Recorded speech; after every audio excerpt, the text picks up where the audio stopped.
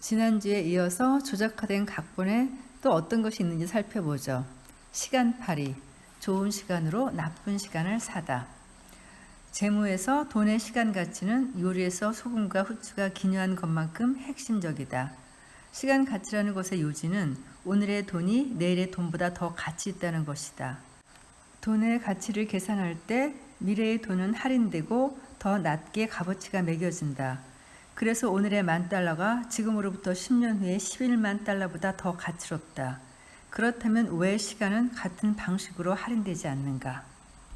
이 대미를 장식할 가장 현실이란 각본화된 운영체계의 두 가지 인생길에 틀을 제공하는 것으로서 이름하여 시간팔이이다. 시간팔이란 시간을 돈에 종속시키는 것으로 시간이 무한하고 무기력하게 거래되고 낭비되고 무시될 수 있다고 가정하는 한편 돈은 유한한 자원으로 경건한 자세로 탐해야 한다고 전제한다. 2011년 영화 인타임이 있다. 이 영화가 오스카상을 받지는 못했지만 우리가 시간을 어떻게 사용해야 하는지에 대해 몇 가지 위대한 깨달음은 안겨주었다. 첫째, 당신의 죽음 시계가 당신의 팔뚝에 찍혀 있지는 않지만 그렇다고 그것이 존재하지 않는 것은 아니다. 만일 죽음 시계가 갑자기 눈에 보이게 되고 당신의 인생 배급량이 스마트폰의 화면에서처럼 잘 보이게 드러난다면 당신은 지금과 다르게 시간을 사용할 것인가? 둘째, 각본화된 규칙 아래서 내일의 자유를 벌기 위해 오늘 얼마나 많은 인생 배급량을 내주고 있는가? 오늘의 자유시간은 내일의 자유시간보다 더 가치 있다. 늙어 시들시들한 내일의 시간을 사기 위해 젊고 팔팔한 오늘의 시간을 파는 것은 좋은 베팅이 못 된다. 이런 예를 한번 생각해 보자. 여기에 두 사람의 인생이 있다. 밥과 MJ는 똑같이 75년의 인생을 부여받았다. 둘 다 하루에 24시간을 가지고 있다. 둘의 차이는 시간이 존중되느냐 여부에 달려있다. 밥은 시간팔이 제도 안에서 일평생 일을 한다.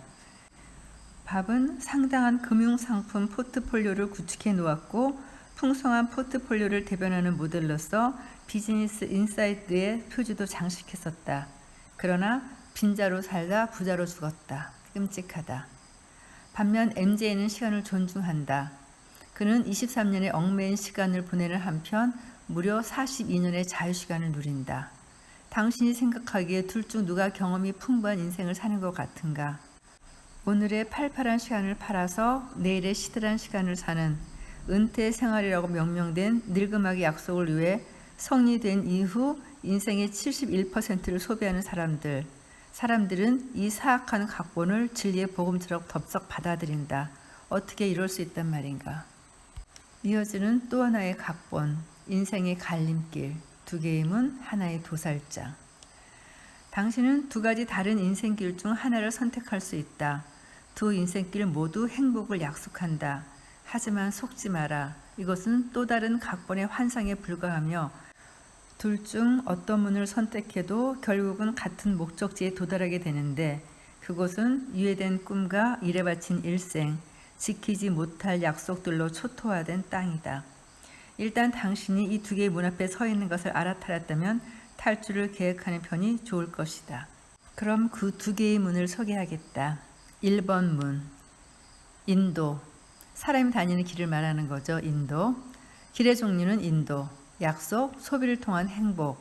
목줄은 소비와 권한. 목걸이는 빚과 의존. 주인은 기업 또는 정부.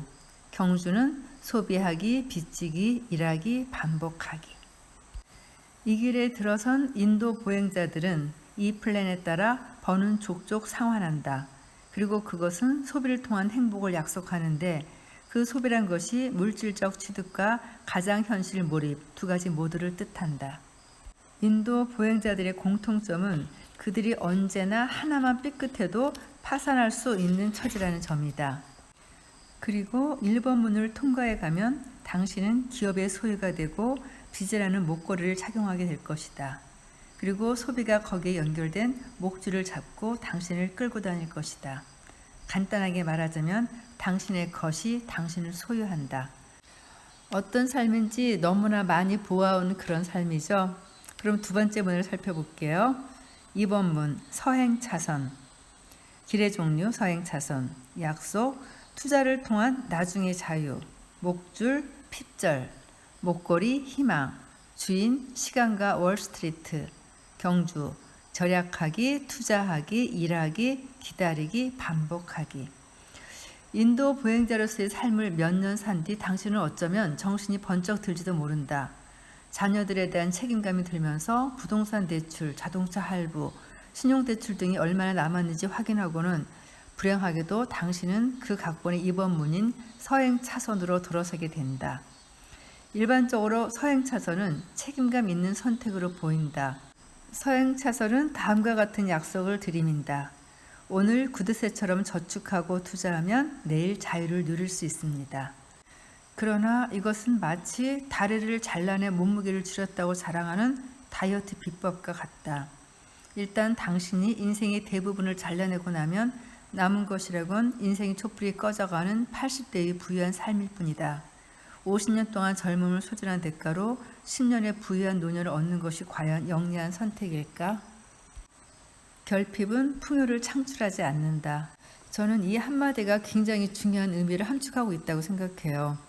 우리가 결핍을 면하기 위해서 열심히 노력하고 있다고 생각하지만 우리가 원하는 것은 결핍을 피하는 것이 아니라 풍요를 원하는 거거든요.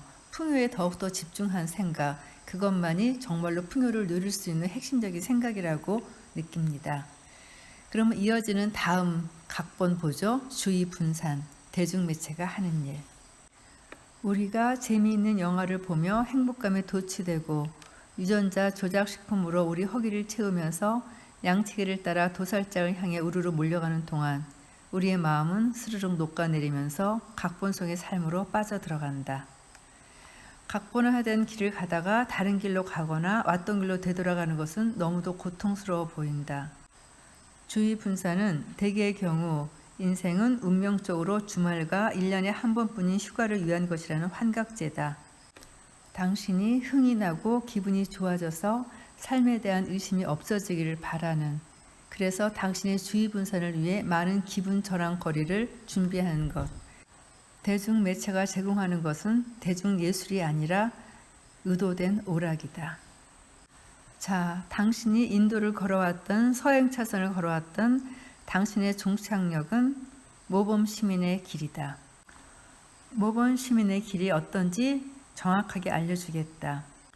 먼저 M, mediocre, 평범하다. 삶이 별 볼 일 없지만 안락한 평범함으로 위안을 삼고 목표는 번창이 아니라 생존이다. O, obedient, 순종적이다.